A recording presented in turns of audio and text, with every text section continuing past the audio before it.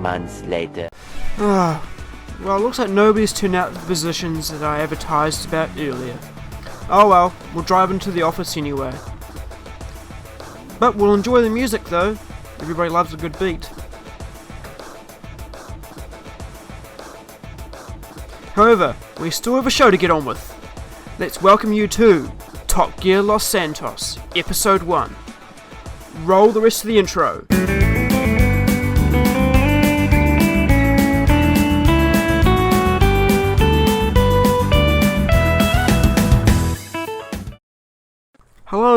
Hello. This is Carsman50, back again for the first unofficial episode of TopGear Los Santos.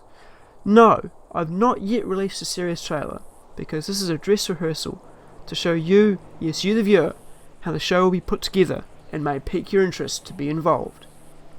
So, let's get back to the reason why you're here, what TopGear is all about, cars and reviews. I have here sitting beside me the Ocelot F620, the smaller brother to the Lynx, which came out with the Cunning Stunts update a couple of patches ago. I want to see how it stacks up for a mere fraction of the price.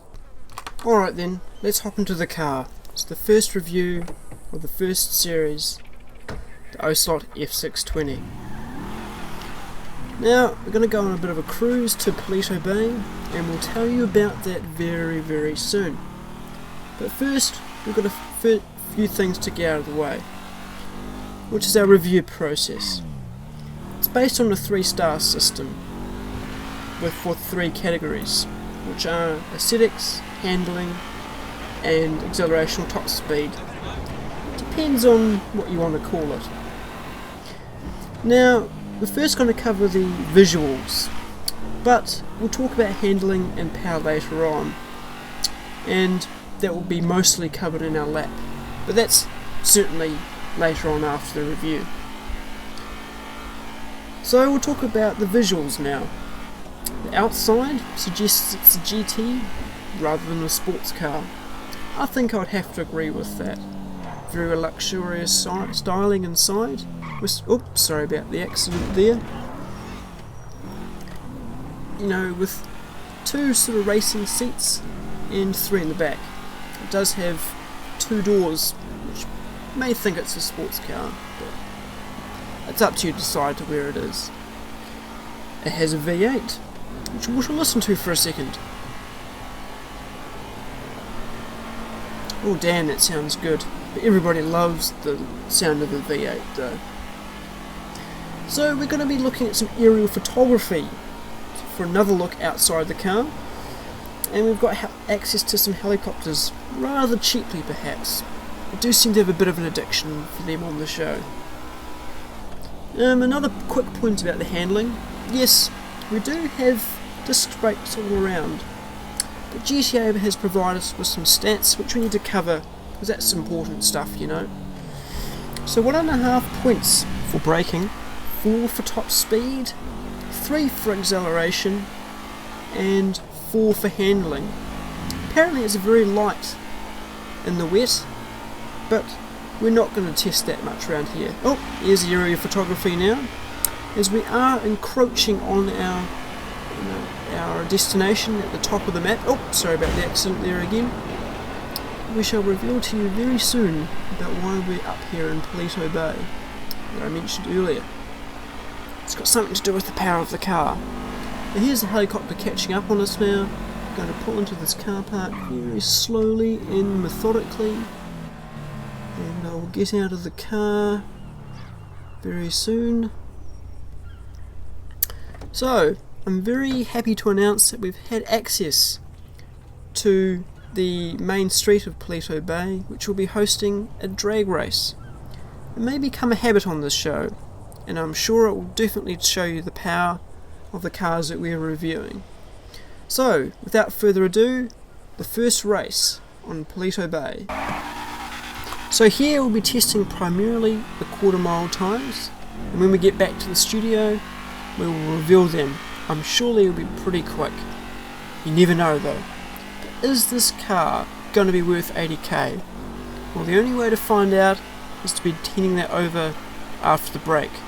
but if you're wanting something sporty, a bit luxurious, and at a very affordable price, you have come to the right place.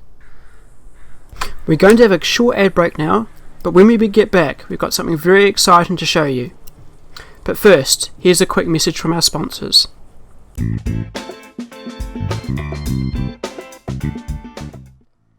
Well, hello there. Do you eat caviar? Are you tired of charity live streams that raise money for charities that build Death Stars with your donations? Then jump into your DeLorean and go back to the future to help Snowy Padre with Upgrade Unlocked for awesome games, fun times, and the number 2! Live at Twitch TV/Snowy Padre on November 26th between midday and midnight GMT +12. Be there with the cool kids and help raise money for an awesome charity that doesn't accept cookies from the dark side.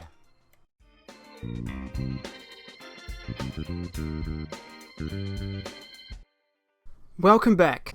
So just before the break, I finished the last little bit of the review on the Paleto Bay drag strip that Wolf kindly lent to set up. I felt it really showed the power and exhilaration of the cars. But there's one thing that I really didn't cover too much, and that was the handling. And I'm very excited to show you in just a minute what the full TopGear track will look like on the wall in picture form. I'll also have a nice 3D map in the corner of the screen during a flying lap with the new reasonably priced rallycross car, the Prairie.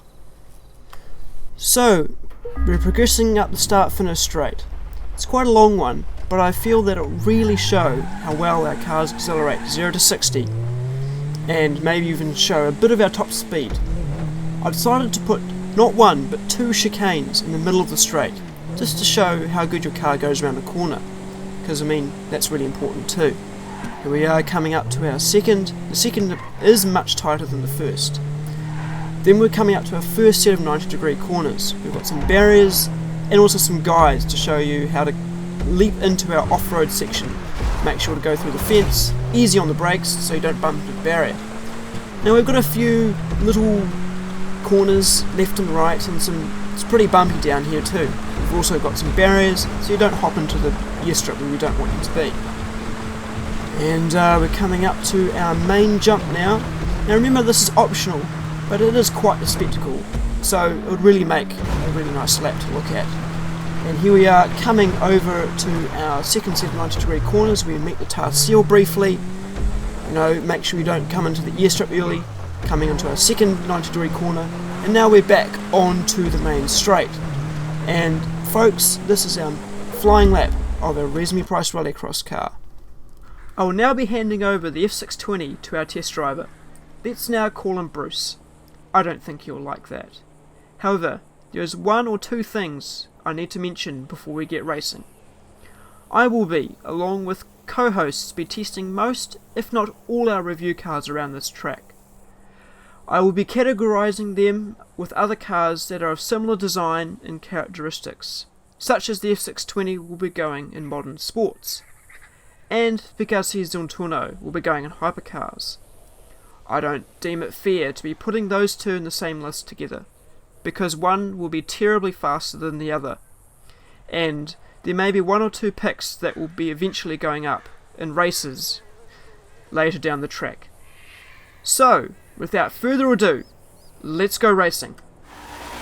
So as you can see, it's absolutely drenched out there. Oh dear, this is going to be a hell of a ride. So we've got the aerial photography out there going up to the track. Here's the first chicane. Very good handling on the car, good top speed as well. Absolutely amazing execution there. Coming out to our second chicane. Still great handling on the wet. Oh yes it is, for sure. First set of 90-degree corners. Nice drift. Coming around the off-road section now. Bit of a jump through the fence, around the corner. Onto our back straight. Long and windy. Still pretty decent though. Very, very wet out there as you can see. Coming around the corner, hits the barrier. And we're coming up to our jump now. Some nice slow motion photography. Here we go. Oh, massive jump there. Landing nicely. Coming up to our second set of 90-degree corners now. On the tar seal, bit of a drift, hitting the barrier. Very, very wide on the exit on this corner though. Oh, look at that. Hitting the barrier again. Coming onto our front straight now. And we are across the line in. So we're back in the studio now, and I have the time in front of me for the modern sports category. The Ocelot F620 managed a 1 minute 10.9 in the wet, telling you. But I'm sure that will be contested in later episodes.